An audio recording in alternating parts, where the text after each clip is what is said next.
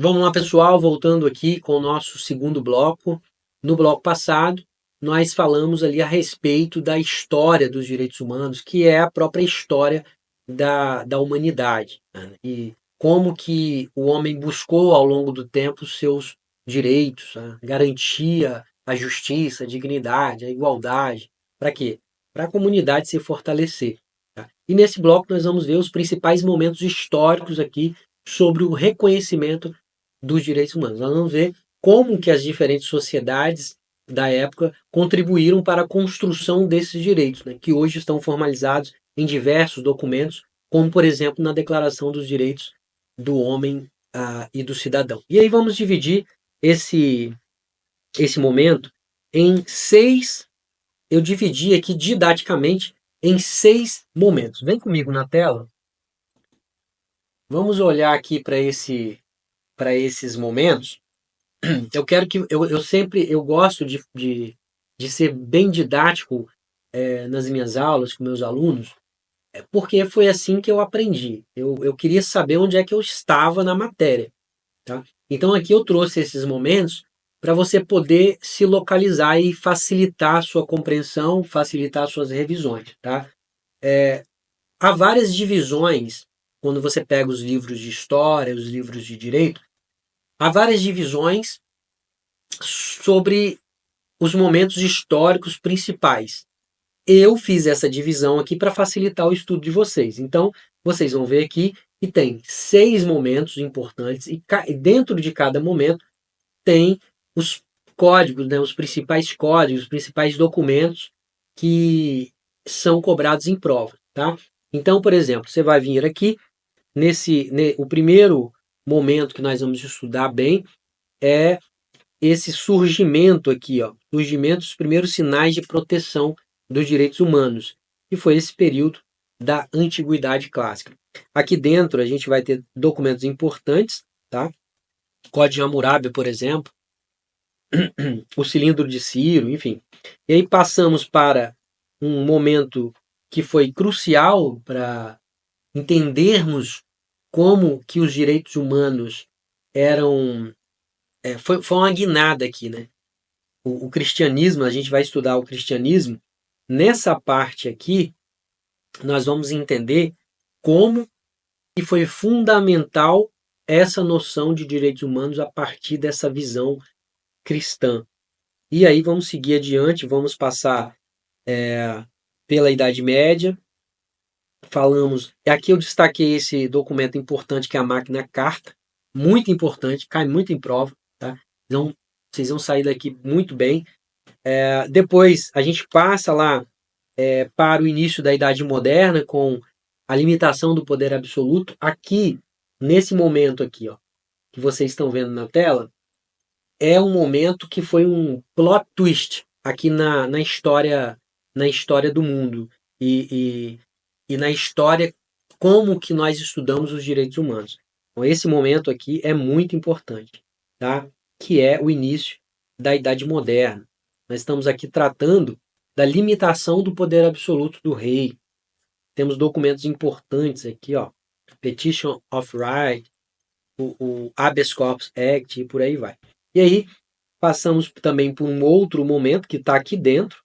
Esse momento está aqui, século XVII, século XVIII. Falamos da Declaração de Independência dos Estados Unidos e a Declaração dos Direitos do Homem e do Cidadão.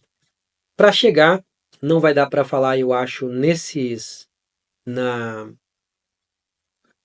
aula. Se não der para falar nessa aula, eu falo em outra aula sobre a internacionalização dos direitos humanos, né, no pós-Segunda Guerra. Um momento também que é um outro plot twist aqui.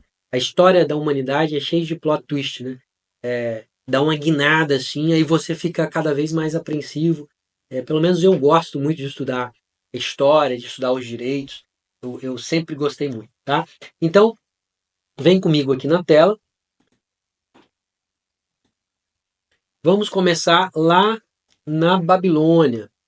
Vamos começar lá na Antiguidade, tá? Lá no com o código de Hammurabi, tá? Vem aqui comigo na tela.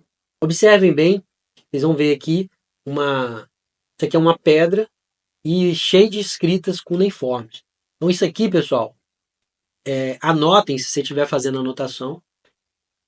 É um dos documentos mais importantes, um dos documentos históricos, né, mais importantes que deram início ao que nós conhecemos hoje como direitos humanos. Né? O início de muitas coisas foi, foi aqui. Eu acho que tem mais documentos aí que não foram encontrados. Mas esse aqui é um dos mais antigos que nós temos. Tá lá no Museu do Louvre. Quando você passar no concurso, você vai lá no Museu do Louvre, tira uma foto, manda para mim. Tá? É muito bonito aquela área ali no Museu do Louvre que tem isso aí. Tem vários documentos lá importantes, para quem gosta de história. Tá? Então você vai lá, vê a fotinha lá da Mona Lisa, é um retratinho pequenininho. Você chega a ser E aí depois você vai lá olhar essa, essa obra de arte. Eu acho que é uma obra de arte. Tá? Esse código ele foi criado lá pelo rei da Babilônia, que era o Hammurabi, chamado Hammurabi, por volta de 1754 a.C. Então, foi uma das primeiras coleções de leis que nós conhecemos. Né? Coleções porque são vários leis. É um dos primeiros exemplos da tentativa de regulamentar o comportamento social com regras escritas, que nós temos conhecimento. Porque ele foi descoberto em 1901. Eu coloquei aqui no slide de vocês. 1901, lá no Irã, hoje no lugar que hoje é chamado Irã. Então esse código ele teria sido entregue pelos deuses ao imperador, né, ao Hammurabi, e esse imperador seria como se fosse um intermediário entre Deus e os homens comuns. E como vocês podem ver, ele está gravado aqui numa pedra e essas escritas aqui são cuneiformes. Quando a gente estuda história lá nos primeiros, começando a estudar história, a gente se depara com as escritas cuneiformes. Ao todo, aqui dentro aqui dessa pedra, dessas escritas aqui, ao todo nós temos 282 leis. Tá? E dentre essas leis, nós temos uma muito famosa, que é a lei do talião, que é aquele famoso olho por olho, dente por dente. Olho por olho, dente por dente. Ou seja, a punição ela deveria ser equivalente ao crime que o cara cometeu. Então, se o cara arrancasse a perna do outro, a perna dele teria que ser arrancada.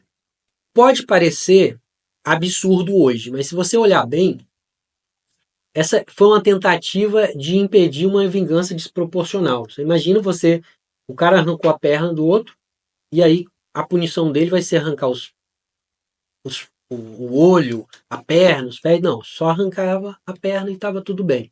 Né? Então isso aqui de certo modo, nós conseguimos extrair daqui o embrião do princípio da proporcionalidade das penas, que vocês vão estudar lá com o professor Rodrigo Peçanha, lá em processo penal, quando falar da teoria geral das penas, tá bom? Eu trouxe um exemplo aqui embaixo, que é exatamente esse exemplo, é exatamente o que está escrito aqui.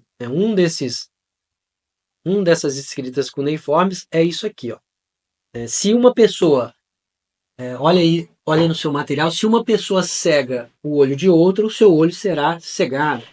Se ela quebra o osso da outra, o seu osso será quebrado. Né? Interessante, porque para aquela época eu acho que foi um avanço, né? Porque eu já li livros de registros que as punições naquela época eram punições assim, eram torturas mesmo, tá? Enfim, nós encontramos aqui também exemplos de proteção dos direitos de propriedade, proteção dos direitos de pessoas vulneráveis, como era o caso das mulheres, né? Então nós temos aqui, ó, proteção dos vulneráveis. E pessoal, anota, tá? Ou então risca aí no seu material.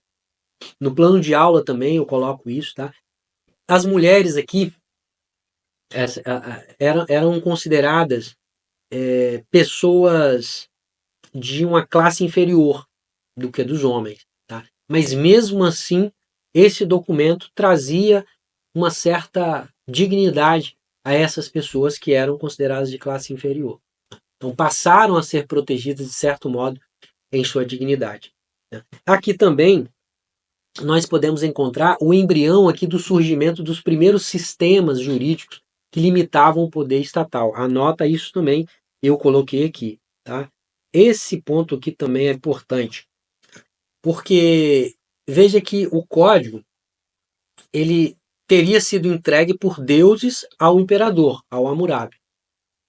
Só que o Hammurabi ele também estaria submetido a essas regras, tá? Então aqui nós podemos ver, nós podemos enxergar que há de certo modo uma supremacia desse código, né? Que até o imperador, até o Hammurabi estaria submetido a ele, até os governantes, tá? Então o Código de Hammurabi ele também permitia que isso aqui vocês têm que anotar, que ele permitia uma certa revisão das decisões, não o que a gente tem hoje, mas havia uma possibilidade de o cara ser condenado e ele ir para uma pessoa que o imperador designasse e pedisse a sua revisão. Então seria aí uma espécie de duplo grau de jurisdição, bem primitivo, tá? Então seria, né, nós estaríamos aqui diante de um traço primitivo do direito à ampla defesa, talvez, né, do direito ao duplo grau de jurisdição, que já era um avanço ali para aquela época, tá bom? E passando aqui dessa época, a gente segue adiante, nós vamos avançar um pouquinho lá no século VI a.C. e vamos passar para um outro documento muito importante que é o Cilindro de Ciro, que vocês estão vendo aqui na tela. Esse Cilindro de Ciro foi lá por volta de 539. Ele foi escrito quando Ciro, o Grande, Ciro, um imperador, né, da Pérsia, ele conquistou a Babilônia. Conquistou, viu como é que estava a situação, falou, não, vamos fazer um documento aqui, e aí no documento ele conta ali, ele conta um pouco sobre ele, e aí fala de várias situações que hoje nós conhecemos como alguns conceitos primitivos de direitos humanos. Bom, esse documento aqui, pessoal, ele é tão importante que ele é considerado um dos primeiros documentos de direitos humanos da história, tratando diretamente da libertação dos povos escravizados. Ele tratava diretamente da liberdade religiosa, ele tratava da restituição das propriedades que foram confiscadas. Então, anotem isso aí. Ele é um marco aqui no reconhecimento do direito a expressar a sua religião e também no tratamento digno, humano, de prisioneiros de guerra. Então, tratamento humanitário aqui dos prisioneiros. Por quê? O que aconteceu naquela época? O Ciro, a Pérsia estava crescendo e eles conquistaram a Babilônia, que era um império muito grande, mas que também caiu nas suas próprias armadilhas, né, que eles fizeram. Eles acabaram perdendo muito território, perdendo muita força, e a Pérsia cresceu e ocupou a Babilônia. Na Babilônia, eles escravizaram muita gente. Então, eles pegavam as pessoas das cidades, de outros, e levavam para servir o rei na corte. Enfim, e isso aconteceu muito. Confiscava as terras das pessoas, não permitiam que as pessoas que ali estavam no império exercessem a sua religião, enfim. E aí ele chegou, olhou para aquilo tudo e falou, isso aqui eu acho que está errado aí, e fez esse documento. E aí a gente reconhece esse documento como um documento aí, muito importante na história, porque tratava da libertação dos povos escravizados.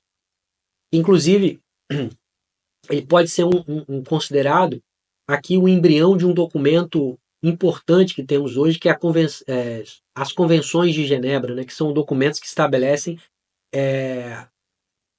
dignidade ao pessoal que se envolve em guerra, de certo modo, direto ou indiretamente, ou seja, trata do direito humanitário ali em relação aos direitos das pessoas em conflito. Então, essa história, inclusive, tem ligação com a história de Daniel da Bíblia. Quem lê a Bíblia aqui sabe o que eu estou falando. Só que eu não tenho tempo para falar e também não cai em prova, mas eu já gravei um vídeo falando sobre isso. Tá? Então, quem quiser, manda lá um direct no Instagram, no WhatsApp, que eu tento achar o link e mandar para vocês, tá bom? Mas o que eu quero que vocês saibam aqui?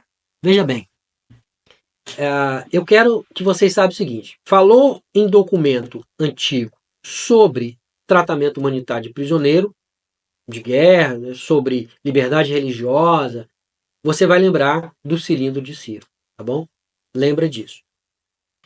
E, seguindo adiante, vamos mais um documento importante da época que vocês veem aí na tela, que é, e aqui eu tô saindo do Império Persa e vou lá para a Grécia Antiga. Né? Então nós temos aqui um exemplo, só que na literatura, né? Não é um código, é na literatura, mas eu fiz questão de trazer aqui para vocês. Alguns cursinhos, alguns professores não falam disso. Eu acho esse momento muito importante para a gente entender algumas coisas que eu vou te falar. É uma peça muito conhecida, chamada Antígona, essa aqui, escrita por Sófocles. Era um filósofo grego. E aqui sobre uma discussão filosófica questionando a relação entre o poder do rei, que era o poder estatal, com as normas universais, né, direitos naturais. E nós vemos aqui uma situação que os filósofos gregos lá, eles já discutiam a ideia de direitos que estariam acima das leis do, do, do Estado, né? Acima das leis humanas. Então isso aqui também me chamou muita atenção. É uma discussão filosófica muito substancial, essa obra de Antígona. Tá? E o que isso significou? Vocês lembram que eu falei lá no bloco 1 sobre o justnaturalismo? Como que a ideia influenciou o mundo moderno, o reconhecimento de direitos que não estavam escritos, que seriam aqueles direitos que nascem com o ser humano? Falei lá no primeiro bloco, vou tratar melhor depois com vocês.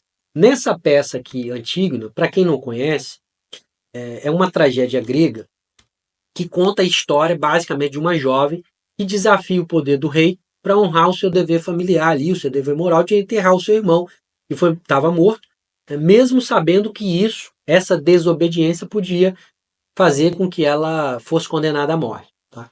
Por quê? Depois que o rei Édito, o rei Égito, que era pai dela, ele morre, os irmãos de Antígona, os dois irmãos, os dois filhos do rei Édipo, eles deveriam ali reinar, só que de forma alternada, na cidade de Tebas.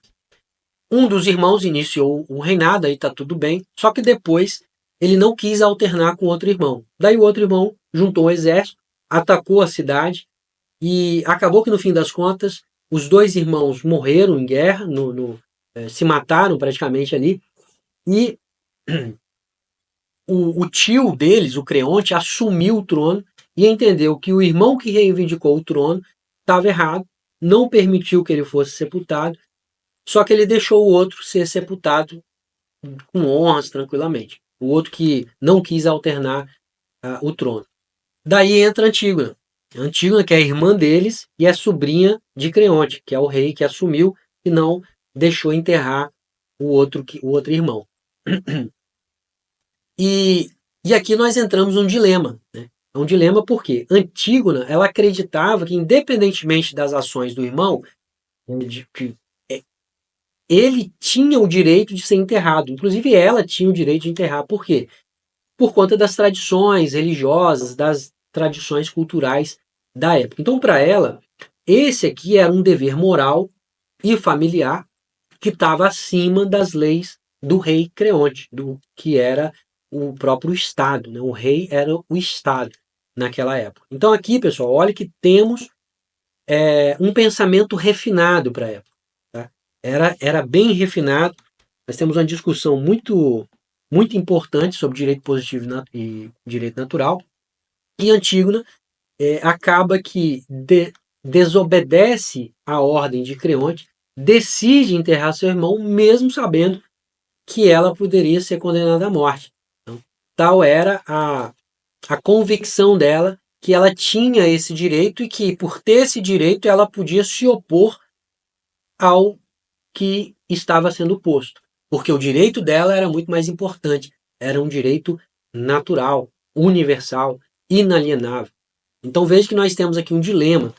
Então esse dilema é que faz com que nós possamos trazer essa obra para poder ser discutida, porque é um dilema entre o direito natural e o direito positivo, ou seja, o direito escrito, o direito positivo é o direito escrito.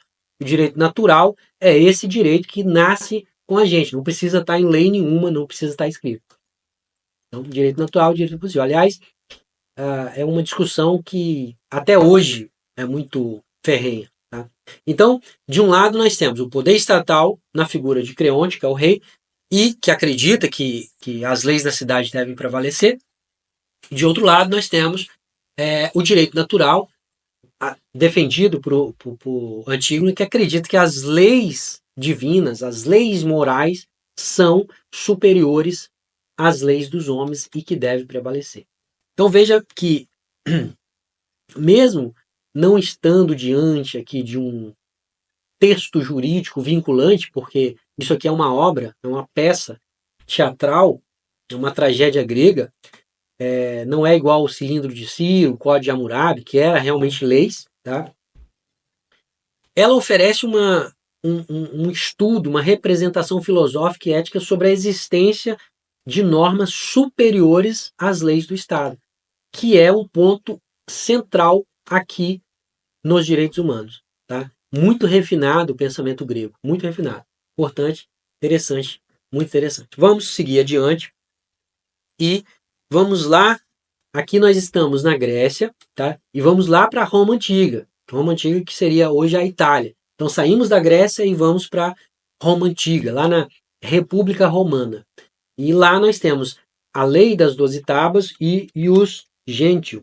Temos lá a Lei das 12 Tábuas e temos o Ius Gentium. Documentos. A Lei das 12 Tábuas é um documento. Ius Gentium, nós vamos ver que não é um documento em si, ele é um direito costumeiro. Tá? A Lei das 12 Tábuas, ela basicamente organizava a vida dos cidadãos romanos. E o Gentium, ele foi um dos primeiros ali exemplos de um direito aplicável a pessoas que não eram pessoas que não eram cidadãs romanas, né? Aos estrangeiros. Então essa prática aqui romana de tratar igualmente tanto o cidadão igual, né, tanto o cidadão romano quanto o estrangeiro, foi inclusive um precursor do que hoje nós chamamos de direitos humanos universais. Interessante também esse ponto. Tá? Vamos entender isso aqui melhor. Roma era uma sociedade complexa, muito estratificada. Nós tínhamos lá os patrícios, que eram a aristocracia, né?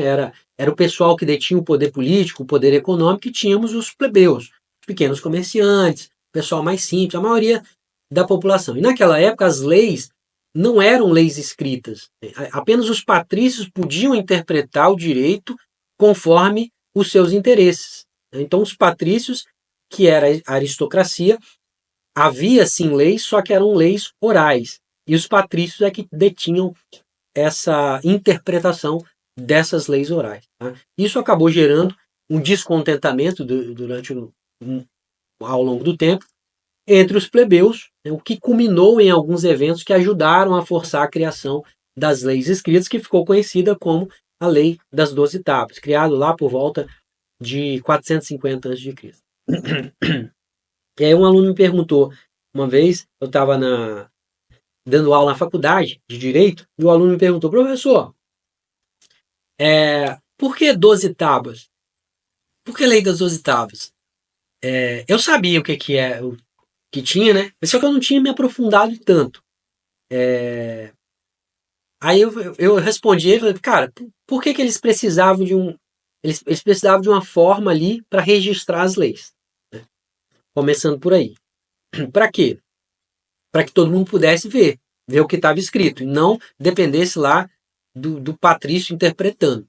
Então, uma turma de magistrados da época, 10 magistrados, chamados decêmviros, 10, decêmviros de 10, né? 10 magistrados, pegou, escreveu uma legislação, organizou essa legislação em placas, né?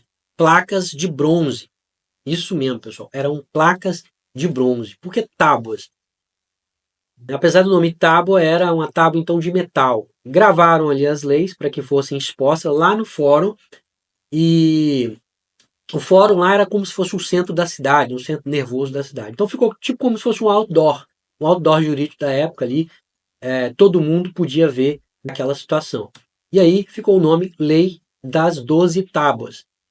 Eram 12 tábuas com leis escritas. Na verdade, eram 12 placas de bronze, né? Todo mundo podia ir lá e ver o que estava acontecendo. Isso foi um grande avanço, porque, imagina, era bem melhor você estar lá, ler, ainda que fosse uma lei que não fosse, né, uma lei não trouxesse muitos direitos, era bem melhor do que depender da interpretação dos patrícios lá do direito oral. Tá? Uma observação aqui que eu faço nesse período é o desenvolvimento do ius gentium, tá? Que é basicamente aqui o ius gentium, o direito dos povos, o direito da gente. Ius de direito, gentium de gente, de povos. Esse ius gentium, pessoal, não era exatamente um código escrito, como era a lei das 12 tábuas. Ele surgiu aqui como um conjunto de práticas, né, regras que os romanos precisavam, regras jurídicas que os romanos precisavam para lidar com os povos que faziam comércio com Roma, que eram muitos, povos de diferentes culturas, diferentes origens. Naquela época, Roma ela estava crescendo muito, fazendo muito comércio com outros povos, outros países, precisava ali de um sistema jurídico mais flexível e que fosse possível aplicar o direito não apenas para os romanos, mas também para os estrangeiros. Daí foi sendo construído aos poucos um direito costumeiro, um direito baseado nos costumes que se aplicava tanto aos povos estrangeiros quanto aos romanos. Os estrangeiros eram chamados de peregrinos. E era uma espécie aqui de direito internacional da época. Basicamente ali, pautado em princípios de justiça, de equidade, coisa que todo mundo pudesse entender, mais simples, pudesse entender e seguir, independentemente da cultura da pessoa. Professor, o outro aluno também perguntou, também na faculdade, na mesma aula. Mas então o ius gentium não é uma lei, como é que foi? Como é que isso se deu? Porque ele não é uma lei. O que é o ius gentium? Pô, faz sentido. Tá, faz sentido a pergunta do aluno. Veja, não teve aqui um evento do dia, tipo assim, o dia da criação do ius gentium. Foi por conta disso. Não foi assim, né? Mas um evento importante que ajudou a consolidar essa ideia de surgimento aqui foi de surgimento do direito costumeiro, foi o estabelecimento de um pretor peregrino. O nome pretor peregrino. Era um magistrado que tinha a função de julgar casos entre os romanos e os estrangeiros, e aí aplicar o ius gentium de forma mais concreta. E aí foi aí que esse direito das gentes, esse direito dos povos ganhou força, começou a ser reconhecido como parte importante de um sistema jurídico romano, direito consuetudineiro. Tá?